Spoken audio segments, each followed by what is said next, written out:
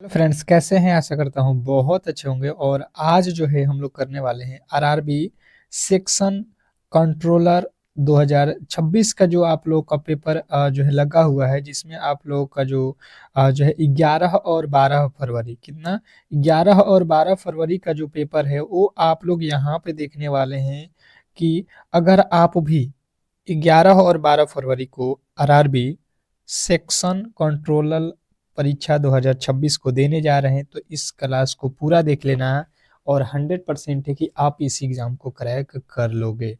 तो ये जो है आप लोग के लिए रामबाण प्रश्न है, जो भी मैं यहाँ पे कराने वाला हूँ। इससे एक भी प्रश्न बाहर नहीं आएगा, क्योंकि जो आप लोगों का सिलेबस दिया हुआ है उसको मैंने देखते हुए ये क्लास बनाया हुआ है। और खास करके रेलवे के जो एग्जाम अभी हाल ही में हुए हैं, और रेलवे में जिस तरीके से मैथ और रीजनिंग जिन टॉपिकों से पूछा गया है, उनके नए वर्जन के साथ मैंने ये क्लास बनाया हुआ है। और 100% मानिएगा कि अगर आप इस पूरे क्लास को देख लेते हो और एग्जाम हॉल में जाते हो तो आप इन प्रश्नों को आसानी से करके आओगे। और आप लोगों को लगेगा भी नहीं कि आप एग्जाम हॉल के प्रश्नों को कर रहे हो। ठीक है, क्योंकि देखिए जो एग्जाम हॉल में प्रश्न पूछ रहा है रेलवे का भी फिलहाल में, जितने भी रेलवे ने एग्जाम कंडक्ट कराया है उसके बेस्ट पे जो है मैंने इन प्रश्नों को उठाया हुआ है। तो समझ लीजिए कि ये आप लोगों के लिए रामबाण होगा। ठीक है, तो जो भी मेरे दोस्त 11 और 12 फरवरी को एग्जाम देने जा रहे हैं, तो आप लोगों से रिक्वेस्ट करूंगा कि जो भी मेरे दोस्त मेरे क्लास में नए आए हैं तो क्लास को लाइक करके चैनल को सब्सक्राइब करके रखिएगा। क्यों? क्योंकि देखिए आपके लिए जो है एक दिन का समय बचा हुआ है। और आपके लिए मैंने यहाँ पे किया क्या है कि एक दिन में जो है मैंने 3 क्लासेज रखा हुआ है। एक सुबह के 6 AM पे क्लास कराऊंगा, और एक जो है 12 बजे दोपहर में कराऊंगा, और एक जो है शाम को 6 PM पे कराऊंगा।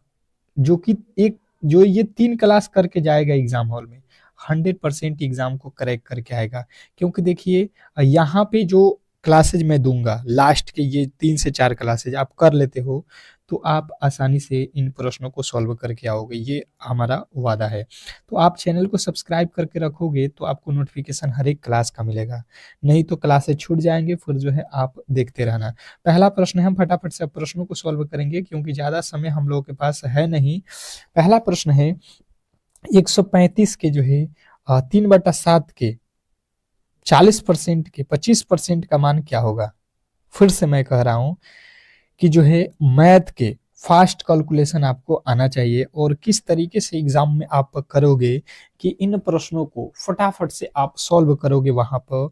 ये सब सारे जो है ट्रिक आपको मैं यहाँ पे बताने वाला हूँ। तो चलिए यहाँ पे फटाफट से प्रश्नों को सॉल्व कर लेते हैं। 3500 का मतलब होता है गुणा 3/7 कर लो, तो 3/7 का 40% यानी कि 40/100 कर लो, का 25% यानी कि 25/100 कर लो। ये तो हो गया पूरा का पूरा जितने भी इसने कहा था वो काम। अब देखिए यहाँ से 2 जीरो से हम 2 जीरो काट देंगे। ठीक है, यहाँ से 25 के पहाड़े में 25 चौका 100 काट दो। ये 4 के पहाड़े में काट दो, 4 दहा का 40। अब बचा हुआ आप लोगों के पास है क्या? ये देखो 35 गुणे आपके पास ये तो 35 7 के पहाड़ में कट जाएगा 5 मर्त में ना, यहाँ पे तो 35 भी नहीं बचेगा। अब देखिए है क्या आपके पास, 3 और 5 गुणा करो, 3 5 15। 15 में किससे गुणा करना है? आपके पास है 10। तो 15 में 10 से गुणा करेंगे, 15 दहा का 150 जो है हमारा बिल्कुल राइट उत्तर है। इसमें कहीं से भी आपको डाउट नहीं होना चाहिए। इस तरीके से आपको करना है, एग्जाम में फटाफट से करेंगे, आगे बढ़ते चलेंगे। बिल्कुल यही लेवल का प्रश्न रहेगा। 100% आप प्रश्नों को करके आओगे। पूरा क्लास देख लो, लास्ट तक क्लास देख लो, आपको जो है पता चल जाएगा कि पेपर कौन सा क्वेश्चन आने वाला है। पेपर में गोपी ने एक वस्तु विक्रय मूल्य के जो है 7/8 पर खरीदी, और उसने जो है इसे विक्रय मूल्य से जो है 20% अधिक पर बेचा, तो इसका जो है लाभ प्रतिशत क्या होगा? स्टार लगा लीजिएगा इस प्रश्न पे। बहुत बेहतरीन प्रश्न है, और आपको खास करके एग्जामिनर ऐसे प्रश्नों में ही फंसा रहा है, तो ऐसे प्रश्नों में फंसना नहीं है। अगर आप हमारे जो है स्टूडेंट हैं तो अभी आपका रीजनिंग के भी प्रश्न कराएंगे, आपको घबराना नहीं है। पूरा पूरा आपको करके आना है, ये आप देख लेना। क्लास को केवल आप करते रहो। देखो इसने बोला क्या है उसके अकॉर्डिंग हम लोग चलते हैं।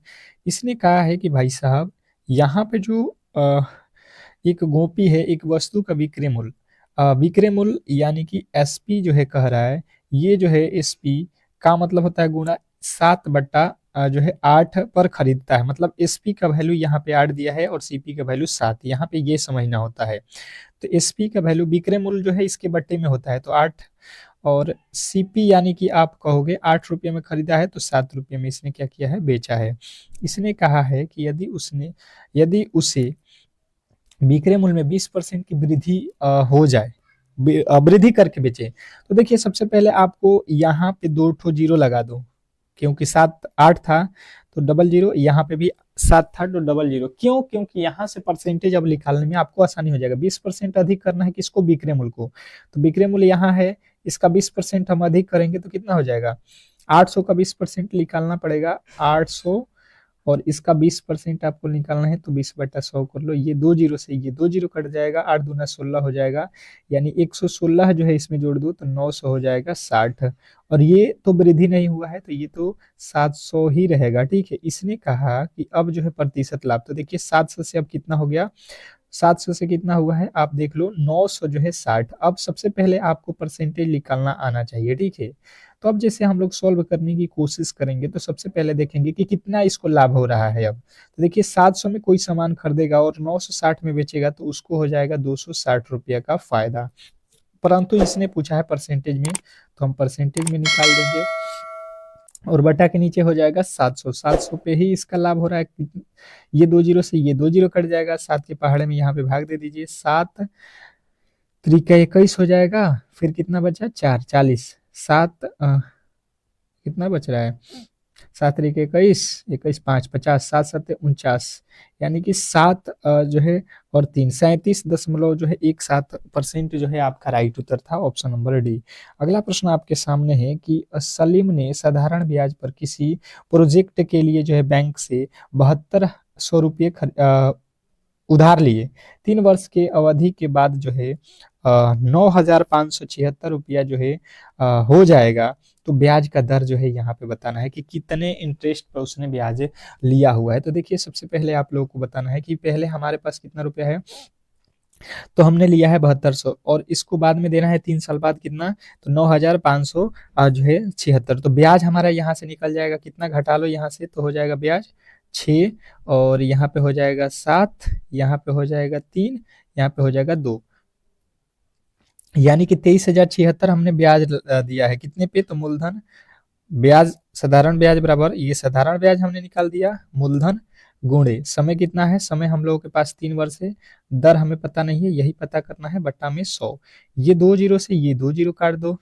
ये 3 के पहाड़ में देखो कट रहा है, 3 7 21, कितना बचेगा 2, 3 9 27, 3 दूना का 6, 72 के पहाड़े में देख लो कितना वर्ग में कटेगा, 72 के पहाड़े में 72 एकम में 72, 72 एकम में 72, यानी 11% का जो है हम लोगों के पास यहाँ पे रेट था। ठीक है, आर बराबर जो है आपका कितना वैल्यू था, 11% पे जो है ब्याज पे हमने उस से जो है पैसा लिया था उधार, जो कि हमारा जो है 9,576 हो गया था 3 वर्षों में। बहुत बेहतरीन प्रश्न था। अगला प्रश्न है आप लोगों के सामने, एक दुकानदार अपना जो है सामान 30% की छूट पर बेचता है और जो है 1190 रुपया जो है विक्रय मूल्य वाली वस्तु का जो है अंकित मूल्य आप लोगों से पूछ रहा है। ठीक है, ये प्रश्न का लेवल है, 100% आप तैयार रहो।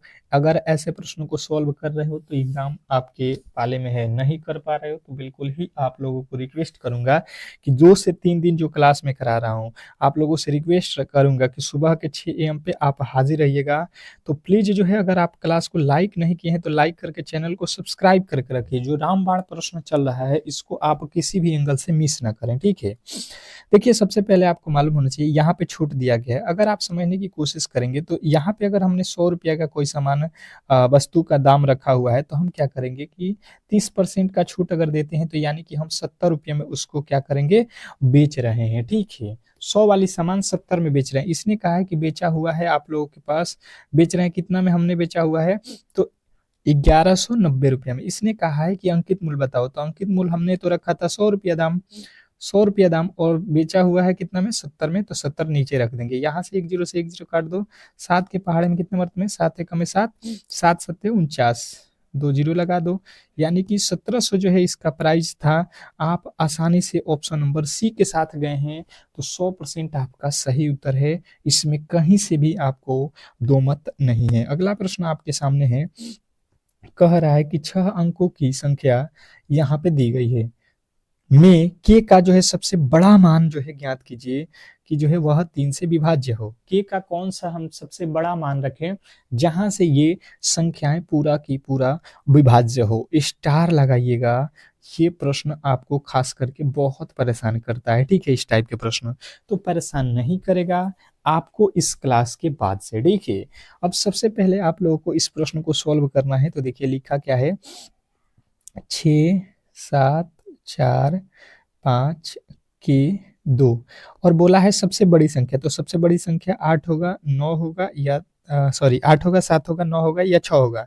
आप कहिएगा कि इसमें सबसे बड़ी संख्या 9 है, तो सबसे पहले हम के की जगह पे रखेंगे 9, यानी कि यहाँ पे सबसे पहले हम रखेंगे 9। अगर 9 रखते हैं और फिर 3 से भाग देते हैं तो फिर हम हमारा जो है बिल्कुल ही बन जाएगा। अगर 9 नहीं होगा तो फिर जाएंगे 8 पे। तो देखिए सबसे पहले 3 का अगर विभाज्यता का नियम है तो उससे भी बना सकते हैं, नहीं मालूम है तब भी 3 तो बहुत छोटा अंक है, 3 से 6 के पहाड़े में भाग लग जाएगा, 3 से 7 के पहाड़े में भाग लग जाएगा, पर बचेगा 1 शेष, तो यहाँ पे आ जाएगा 14 हो जाएगा, 3 के पहाड़े में 3 चौके 12, 2 यहाँ पे आ जाएगा, ये हो जाएगा 25, 3 8 24, 1 यहाँ पे आ गया, ये हो गया 19, 3 के पहाड़े में 3 छक्के 18, यहाँ पे फिर से 1 से बच जाएगा 12, 3 चौके 12। आप कहिएगा भाई साहब सबसे बड़ी संख्या 9 है, जिसको रखेंगे हम के जगह पे तो 3 से पूरा पूरा विभाज्य हो जाएगा। बहुत सिंपल प्रश्न है, आशा करता हूँ कि आपको ये आसानी से समझ में आ गया होगा और ऐसे प्रश्नों में किसी भी एंगल से आप गलती नहीं करोगे। अगला प्रश्न आपके सामने है कि एक भिन्न के अंश में 20% की वृद्धि करें और हार में जो है 50% की कमी की जाती है, यदि परिमाण स्वरूप प्राप्त भिन्न जो है 5/6 के बराबर है, तो मूल भिन्न ज्ञात करें। यहाँ पे जो है हम लोगों को बताना है मूल भिन्न, कि मूल भिन्न क्या होने वाला है। बहुत बेहतरीन, बहुत लाजवाब, फटाफट से आपके राइट उत्तर आना चाहिए।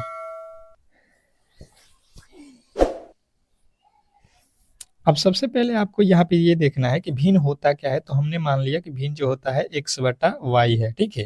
इसने कहा कि भिन्न के अंश में 20% की वृद्धि जो है करना है, तो देखिए जो भिन्न है आपको, ये तो मैंने x माना है, इसमें 20% की वृद्धि करना है, तो देखिए कोई भी भिन्न होगा तो कितना होगा, आप कहिएगा कि भिन्न जो है हमेशा 100 ही माना जाता है। कोई भी भिन्न कितना होता है 100, उसमें अगर आपको वृद्धि करना है तो 100 में 20 जोड़ देंगे, 120 हो जाएगा, ठीक है।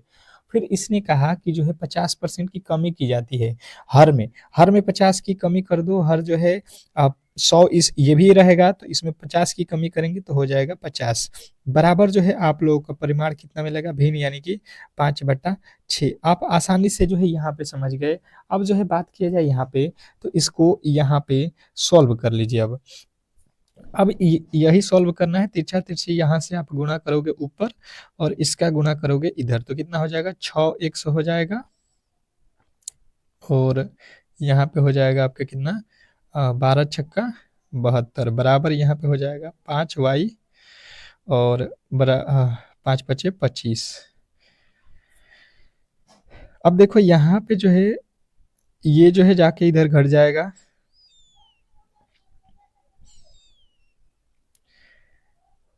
हमें क्या निकालना है मूल भिन्न ज्ञात करना है ना, मूल भिन्न। तो अच्छा चलो 6x और इसको ले चल के घटाओ उधर,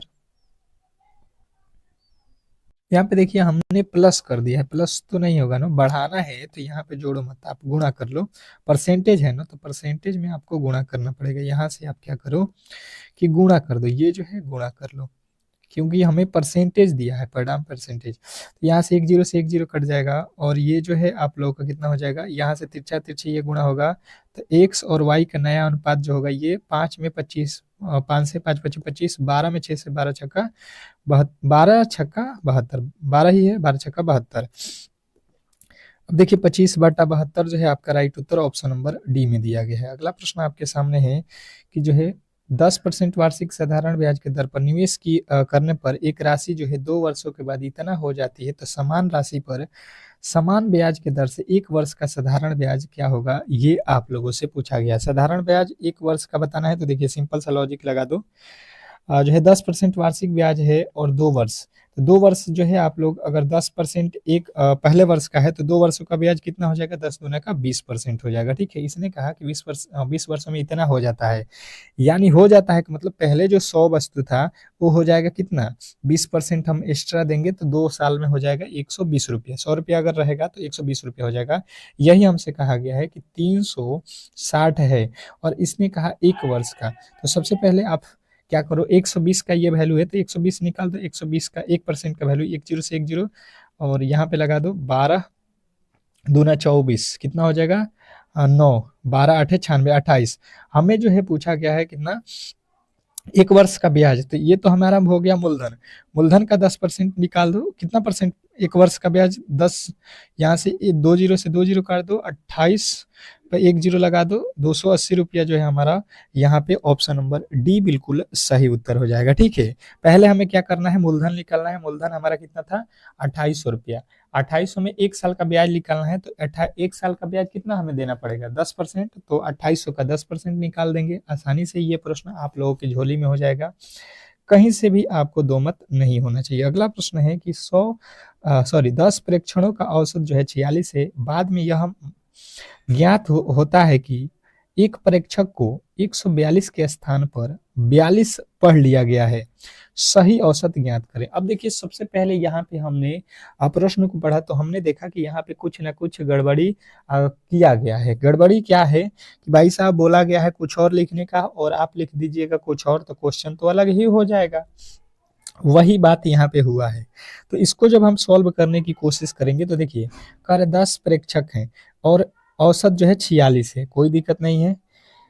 बाद में यह माना जाता है कि एक परीक्षक, एक आदमी है जिसका जो है वैल्यू कितना है 142, 146 नहीं 142 है। ठीक है, 100 कितना है 42, 142 है, ये बात सही है। पर यहाँ पे गलती ये हुआ कि जो जो लिख रहा था उसने केवल 42 लिखा है। उसने क्या किया कि केवल 42 लिख दिया या पढ़ दिया, तो यहाँ पे उसने भाई साहब गलती कितने की है, आप कहोगे भाई साहब 142 की जगह पर खाली 42 लिखा हुआ है, उसने तो 100 अंक को जो है कम ही लिखा हुआ है, 100 अंक की गलती की हुई है। यानी कि जो है 10 आदमी जो थे पहले उसमें 100 अंक कम किया गया है। तो हम क्या करेंगे, 10 प्रेक्षक हैं तो इसमें 10 से भाग दे देंगे, यानी कि 10 जो है यहाँ पे जो है हमें भाग देने पर मिल रहा है, यानी कि 10 जो है इसका और बढ़ जाएगा। मतलब पहले औसत था 46, तो 10 आप जोड़ लो, जो है आपका राइट उत्तर हो जाएगा 56। ऑप्शन नंबर डी जो है आपका बिल्कुल राइट उत्तर है। अगला प्रश्न आपके सामने है, कह रहा है कि जो है प्रथम जो है 102 सम संख्याओं का औसत ज्ञात करें। प्रथम जो है 102 सम संख्याओं का औसत, मैंने इसका फॉर्मूला जो है आप लोगों को बताया था। और अगर आप हमसे डेली ही क्लासेस करते होंगे पहले से, मैथ रीजनिंग ये सारे के सारे क्लास जो है हम जीके जीएस से लेकर ऑल सब्जेक्ट का क्लास कराते हैं। ठीक है, तो आप चैनल को इसलिए कह रहे हैं कि सब्सक्राइब कर लो, 100% सिलेक्शन आपको मिलेगा। ठीक है, ये सारे के सारे फायदे आपको बिल्कुल फ्री में मिलेगा इस चैनल पे, तो आप लोगों से रिक्वेस्ट ही कर सकते हैं, आपकी मर्जी। अब बात कीजिए इस प्रश्न का, तो सम संख्याओं का जो औसत होगा ये आपको याद रखना है n+1 होता है। सम संख्याओं का औसत क्या होता है, n+1।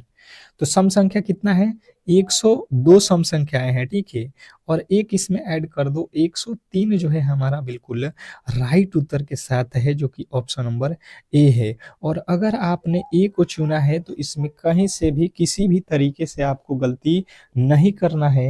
नेक्स्ट प्रश्न की ओर चलेंगे और अगला प्रश्न आपके सामने है। अगला प्रश्न आपसे देखिएगा, बहुत बेहतरीन, बहुत लाजवाब, स्टार लगाइएगा।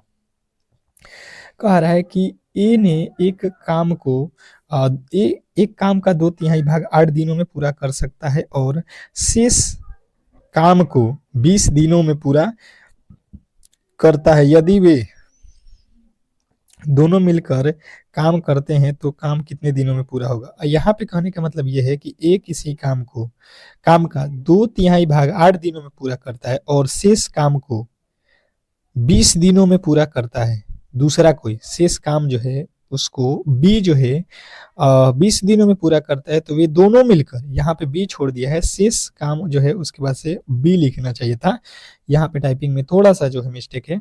तो मिलकर काम करते हैं तो काम कितने दिनों में पूरा हो जाएगा, ये आप लोगों से पूछा गया है। अब आपको क्लियर ही यहाँ पे समझ में आ गया होगा, तो आप यहाँ पे अब चलिएगा और इसको जो है सॉल्व कर लेते हैं। ए है, ए का कह रहा है कि कोई ए जो है काम का 2/3 भाग यानी कि 2/3 कितने दिन में कर रहा है, तो ये कर रहा है 8 दिन में। तो यानी कि जो है यहाँ से जब हम काटेंगे तो 2 के पहाड़े में 4 मर्त में कट जाएगा, ये 3 से 4 में गुणा हो जाएगा, यानी कि 3 चौके 12, यानी कि ये जो पूरा काम है, पूरा का पूरा काम करने में 12 दिन का समय लेगा। ये जो है पूरा काम, ये जो है 2/3 भाग काम कर रहा था, 2/3 यानी 2/3 भाग 8 दिनों में कर रहा था, तो पूरा काम जो है 12 दिनों में करेगा। ए का तो काम हमने निकाल दिया, ठीक है, ए जो है 12 दिनों में काम कर रहा है, ओके, भूलना नहीं है। फिर बी का बात कर लेते हैं, बी जो है शेष काम, तो देखिए 2/3, 2/3 का मतलब समझ रहे, 3 में से 2 काम, 3 गो में से 2 गो काम, ये तो एक किया हुआ है, तो बचा हुआ काम कितना हो जाएगा, एक काम, 3 में से 1 काम बचेगा, यानी 1/3 भाग जो है कौन करेगा 20 दिन में, तो यहाँ पे करेगा बी। यहाँ से तिरछा तिरछे गुणा कर देंगे तो बी का हिस्सा मिल जाएगा 20×3 60, यानी कि ए जो किया है 12 दिन में और बी जो है उसी काम को 60 दिनों में करेगा। तो आप लिख लो, अब तो आप आसानी से बना सकते हो, ए का काम जो है 12 दिन में हो रहा है पूरा और बी उसी काम को 60 दिनों में पूरा कर रहा है। ये दोनों मिलकर कितना दिनों में करेंगे, तो इनका लॉसा निकाल लो, और 12 के पहाड़े में 12×5 = 60, 60 के पहाड़े में 1 मरते में 5×1 = 6, टोटल काम कितना हम लोग के पास है, यहाँ पे देख लो 60 है, काम कराना है ए और बी से, तो 5×1 = 6, 6 से भाग दे दो 10, 3 जो है आपके 100% राइट उत्तर है। इसमें कहीं से भी किसी भी एंगल से गलती नहीं करना है। आशा करता हूं कि आप ऐसे प्रश्नों को आसानी से सॉल्व कर सकते हैं। अगले प्रश्न की ओर चलेंगे और अगला प्रश्न देखिएगा, रीजनिंग का स्टार्ट हो चुका है और पहला जो है आप रीजनिंग के प्रश्नों को सॉल्व करने जा रहे हैं। आप लोगों से रिक्वेस्ट है कि जो भी मेरे दोस्त मेरे क्लास को देख रहे हैं, प्लीज जो है क्लास को लाइक करिएगा और चैनल को सब्सक्राइब करके रखिएगा, क्योंकि रामबाण प्रश्न जो है अगर आपको लेना है एग्जाम हॉल जाने से पहले, वायरल प्रश्न पत्र, तो समझिए कि यहीं पे मिलेगा और 100% प्रश्न वही आएंगे जो हम कराएंगे।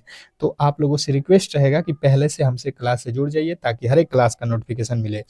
कर ज्ञात तथ्यों की अवहेलना करते हुए कथनों को पढ़िए और जो है फिर निम्नलिखित 4 विकल्पों में से वेन आरेख को जो है पहचानिए जो कथन को सही ढंग से निरूपित करता है। वेन आरेख जो है हमें बताना है, स्टार लगा लीजिएगा प्रश्न पे। वेन आरेख के तो प्रश्न खास करके आपको 2 से 3 देखने को मिलेगा, क्योंकि 40 क्वेश्चन रीजनिंग का है, तो कम से कम आपको हर एक चैप्टर से 3-3 प्रश्न तो तय है, 3-2 प्रश्न तो लमसम समझ लीजिए कि हर एक चैप्टर से मिलेगा।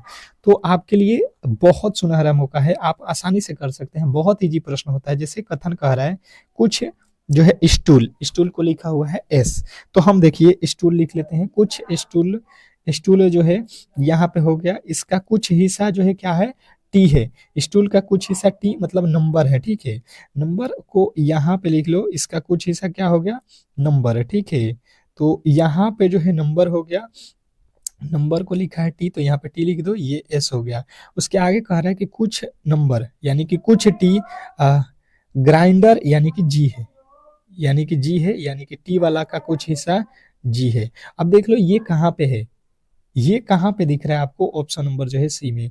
मुझे लगता है कि गलती किसी भी एंगल से किसी भी वे में आप नहीं करोगे और 100% करके आओगे एग्जाम हॉल में। ऐसे प्रश्नों को बिल्कुल करके आओगे, 100% आप ऐसे प्रश्नों को उड़ा कर आना है।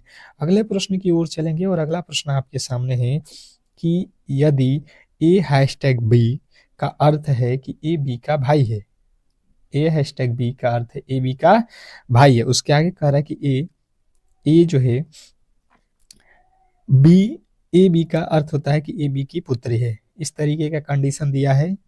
ए और बी का अर्थ होता है ए बी का पति है, A%B का अर्थ होता है कि ए बी की पत्नी है। अब बात यहाँ पे है कि हमसे कह क्या रहा है, इसने यहाँ पे देखिए कहा है अंतिम लाइन में कि जो है भिन्न व्यंजक में आर का एम से क्या संबंध है, एम का जो है आर क्या लगता है, आर का एम से संबंध है, यानी कि एम का आर कौन है, ये प्रश्न आप लोगों से पूछा गया है। और अगर आप मेरे से रीजनिंग पढ़ते होंगे तो मुझे लगता है कि अब तक तो इसके राइट उत्तर आप जान गए होंगे। क्यों? क्योंकि मैंने रीजनिंग को उड़ा दिया है और बहुत सिंपल तरीके से रीजनिंग के क्लासेस मैंने कराया हुआ है, यूट्यूब पे बिल्कुल फ्री है। आप अगर हमसे जुड़ते हैं तो सारे के सारे क्लास आपके लिए बिल्कुल फ्री में मिलेगा, ठीक है। अब देखिए सबसे पहले यहाँ पे देखिएगा, इस व्यंजन को पढ़िए और यहाँ से आप निकालना स्टार्ट करिए एम, और इसके आगे चलिए है। एट का अर्थ यहाँ पे लिखा है कि पुत्री, यानी कि पुत्री यहाँ पे लिख लो, या आप डायरेक्ट समझते रहो कि एम की पुत्री है ये, पुत्री। और उसके आगे हैज, हैज का मतलब क्या होता है, यहाँ पे देखो भाई, पुत्री का ये हो गया कौन, भाई, भाई को प्लस में लिखो। यहाँ पे परसेंटेज, परसेंटेज का अर्थ क्या है, पत्नी, पत्नी, यानी कि यहाँ पे लिख लो पत्नी, ये पत्नी हो गई। और यहाँ पे पत्नी हो गई, भाई साहब यहाँ कहाँ तक चले गए हो, पत्नी एफ है, ठीक है, एफ पत्नी है तो माइनस रखो। इसके आगे आर पे चलो, तो आर एट द रेट का अर्थ क्या है, फिर से पुत्री, पुत्री रख लो, पुत्री यानी कि माइनस। अब समझ लो, यहाँ पे देखो तुम एम हो, एम के बाद चलोगे टी पे, तो तुम्हारी ये एम के आगे टी, टी पुत्री हो गई, पुत्री का ये भाई यानी कि ये पुत्र हो गया, पुत्र की ये कौन है, पुत्र की पत्नी, यानी कि पुत्र की पत्नी कौन होते हैं, पुत्र वधु, पुत्र वधु का ये कौन है, पुत्र वधु का ये कौन है, पुत्री है, पुत्र वधु का पुत्री, यानी कि तुम आपकी जो लगेगी आपके पुत्र की ये पुत्री है, यानी कि आप कहोगे, आप क्या कह सकते हो, आप उसको क्या कहोगे, जो है नातिन, नातिन देख लो, नातिन ऑप्शन में नहीं दिया है, पुत्री की पुत्री, पुत्र की पुत्री, क्या है ये, पुत्र की पुत्री, पुत्री की पुत्री नहीं कहेंगे, ये आपके पुत्र की पुत्री है, ठीक है, बिल्कुल, तभी आपकी क्या हो जाएगी, जो है आप उसके दादा हो जाएंगे, ठीक है। कह रहा है कि सभी कीबोर्ड माउस हैं, कुछ माउस प्रिंटर हैं। अब कथन जो है आप लोगों के सामने है, इसके निष्कर्ष जो है दिए गए हैं, और निष्कर्ष में कौन सा निष्कर्ष सही है ये हम लोगों से पूछा जा रहा है। तो बिल्कुल हम सिंपल तरीके से फिर से कर लेंगे। यहाँ पे देखिएगा, कह रहा है सभी कीबोर्ड, कीबोर्ड को मैं लिखता हूँ कैसे, जितने भी कीबोर्ड हैं सभी के सभी ये माउस हैं, माउस लिख लो यहाँ पे, ये माउस है, माउस को मैं एम से लिखता हूँ। कह रहे कुछ माउस प्रिंटर है, माउस का कुछ हिस्सा ये जो है प्रिंटर है, प्रिंटर को मैं लिख देता हूँ पी से। अब जो है हमारे सामने बन गया यहाँ पे वेन आरेख। अब चलते हैं यहाँ पे निष्कर्ष के माध्यम से। कह रहे कुछ प्रिंटर कीबोर्ड है, प्रिंटर का कुछ हिस्सा, ये प्रिंटर है पी और के, देख रहे हो दोनों के दोनों अलग अलग है, ऐसा तो हमसे बोला नहीं गया था, तो पहला वाला बात गलत है। दूसरा, कुछ प्रिंटर माउस है, कुछ प्रिंटर, प्रिंटर का कुछ हिस्सा, ये प्रिंटर है, इसका कुछ हिस्सा माउस में है, बिल्कुल है माउस में, ये वाला तो बात बिल्कुल सही है। तीसरा, कुछ प्रिंटर माउस है, प्रिंटर का कुछ हिस्सा, सभी, सभी प्रिंटर माउस है, जितना भी प्रिंटर है, क्या सभी के सभी पी माउस के अंदर है, भाई साहब कुछ वाला है तो सभी कैसे हो जाएगा, पी तो आधा बाहर है ना, कोई कीबोर्ड प्रिंटर नहीं है, कीबोर्ड का कोई भी हिस्सा, यहाँ पे देखिए कोई भी कीबोर्ड, कीबोर्ड कहाँ पे है, यहाँ पे, इसका कोई भी हिस्सा प्रिंटर नहीं है। तो देखिए यहाँ पे जब आप देखोगे तो ये हम तो कुछ वाला लॉजिक इस तरीके से भी लगा सकते हैं, पर हमसे ये बोला नहीं गया है कि कुछ प्रिंटर है कि नहीं, ये हमें पता नहीं है, तो इसको हम नहीं मान के चलेंगे। तो हमारा केवल ऑप्शन कौन सा सही हो रहा है, दो, दो ही अनुसरण कर रहा है, ठीक है, ऑप्शन नंबर सी।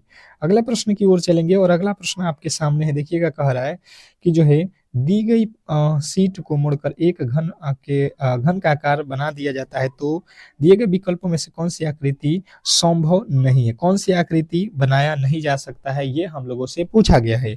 ये जो है आप लोगों को ध्यान देना है कि जो है रामबाण प्रश्न है, और रामबाण प्रश्नों को किसी भी एंगल से गलत नहीं करके आना है। देखिए आप ऐसे प्रश्नों को किस तरीके से करिएगा, सबसे पहले अपोजिट निकालिए। तो देखिए अपोजिट कहिएगा तो इसका अपोजिट ये हो जाएगा, मतलब अगर आपको कहीं पे के दिखेगा तो आपको टी नहीं दिखेगा, और टी दिखेगा तो के नहीं।